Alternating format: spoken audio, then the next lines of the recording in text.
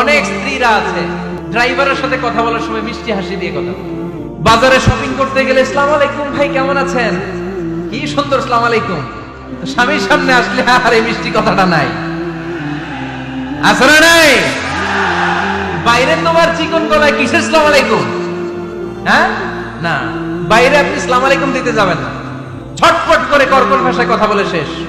কেউ ফোন দিয়েছে, হ্যালো কে, স্বামীকে চায়, উনি বাসায় নাই, কাট। মিষ্টি মিষ্টি আসসালামু আলাইকুম আসসালামু আলাইকুম বলা যাবে নাকি? খবরদার খবরদার। বাজার করতে গেলে কি মিষ্টি হাসি, দোকানে গেলে কি মিষ্টি আলাপ, ড্রাইভারের সাথে কি সুন্দর কথা, সিএনজি ওয়ালার সাথে কি সুন্দর আলাপ, আর ঘরে আসলে এই চেহারাটা এরকম করে রাখে, আসরা নাই। ঘরে আসলেই স্বামীর সাথে খিটখিটে মেজাজ, না উল্টো করে ফেলছেন আপনি।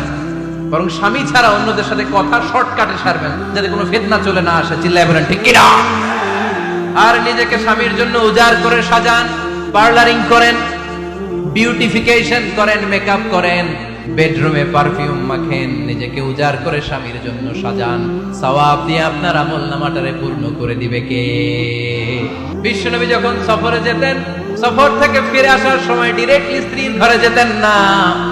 বিশ্বনবী একজনকে ঘরে পাঠিয়ে দিতেন, মদিনার উপকণ্ঠে কিছু সময় অপেক্ষা করতেন, আর বলতেন আজকে আমি আয়েশার ঘরে যাব। আয়েশারে যে বলো আমি এসেছি, কয়েক ঘন্টা পরে আয়েশার ঘরে আমি ঢুকবো। সুবহানাল্লাহ পড়েন।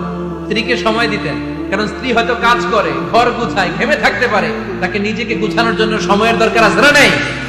লম্বা সফর শেষ করে, সেই বুখারীর হাদিস, বিশ্বনবী যখন সফর শেষ করে মদিনায় ফিরতেন, ডিরেক্টলি স্ত্রীর কাছে যেতেন না, মদিনার উপকণ্ঠে ওয়েট করতেন এবং বার্তাবাহককে পাঠাতেন, যে বলো যে আজকে আমি সফিয়ার ঘরে থাকবো।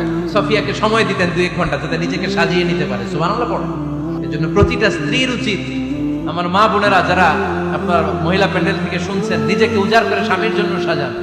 আপনার সাজুগুজু বেগানা পুরুষদের জন্য নয়, যে পুরুষদের সাথে দেখা দেওয়া জায়েজ নাই তাদের জন্য নয়, রাস্তার পুরুষের জন্য নয়। আপনার সাজুগুজু, আপনার সৌন্দর্য, আপনার বিউটি সব আল্লাহ তাআলা আপনার স্বামীর জন্য করতে বলেছে। চিল্লায় বলেন ঠিক কিনা?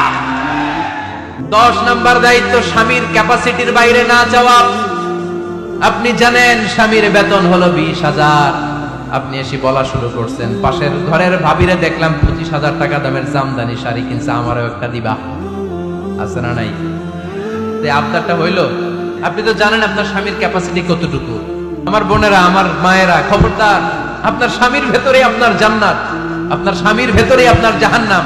আপনার স্বামীর মনকে খুশি রাখতে পারলে জান্নাতের দরজাগুলো আপনার জন্য খুলে দিবে কে? ক্যাপাসিটির বাইরে কিছু যাবে না। এই 10টা স্ত্রীদের দায়িত্ব।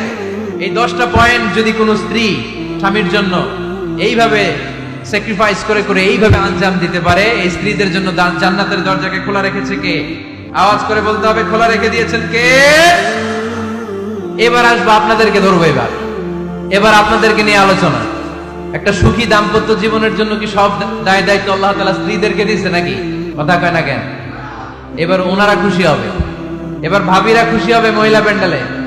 আপনাদের অনেক দায়িত্ব আছে, কারণ বিশ্বে যা কিছু মহান সৃষ্টি চিরকল্যাণকর, অর্ধেক তার করিয়াছে নারী, অর্ধেক তার কাউন্টার পার্ট। আপনারা একে অপরের সহযোগী, স্বামী স্ত্রী একে অপরের সহযোগী। একটা সুখী দাম্পত্য জীবনের জন্য স্বামীর অনেক দায়িত্ব আছে। 1 নম্বর দায়িত্ব হচ্ছে, ফ্যামিলির যত ফিনান্সিয়াল দায় দায়িত্ব আছে সব স্বামীর কাঁধে বর্তায়, ঠিক কিনা? কারণ স্বামী হচ্ছে স্ত্রীর কেয়ারটেকার। আর রিজালু কাওয়ামুনা আলান নিসা, কাওয়াম শব্দটার এক বচন হচ্ছে কাওয়ামুন, আর বহু বচন হচ্ছে কাওয়ামুন, এক বচন হচ্ছে কাওয়াম। এর মানে হচ্ছে incharge. You are the incharge of your wife, you are the caretaker of your wife. আপনি আপনার স্ত্রীর দায়িত্বশীল, স্ত্রীকে রক্ষা করা আপনার দায়িত্ব। পুরুষকে আল্লাহ তাআলা নারী জাতিকে প্রোটেকশন দেওয়ার জন্য বানিয়েছে, ঠিক কিনা? নারীকে একেবারে ধর্ষণের জন্য পুরুষদেরকে বানানো নাই। চিল্লায় বলেন ঠিক কিনা? যারা নারীকে ধর্ষণ করে অন্যায় ভাবে, এগুলো পুরুষ না, এগুলো কাপুরুষ। কারণ সুপুরুষ নারীকে প্রোটেকশন দেয়, সুপুরুষ নারীর ইনচার্জ, সুপুরুষ নারীর কেয়ারটেকার হয়ে সামনে দাঁড়ায়, সুপুরুষ নারীর ইজ্জত নিয়ে ছিনিমিনি খেলে না। চিল্লায় বলো ঠিক কিনা?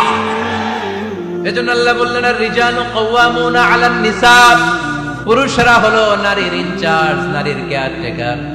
একজন স্ত্রীর যত ধরনের আর্থিক খরচাদি ফ্যামিলিতে লাগে, সব খরচ করা স্বামীর জন্য খরচ করেছে কে?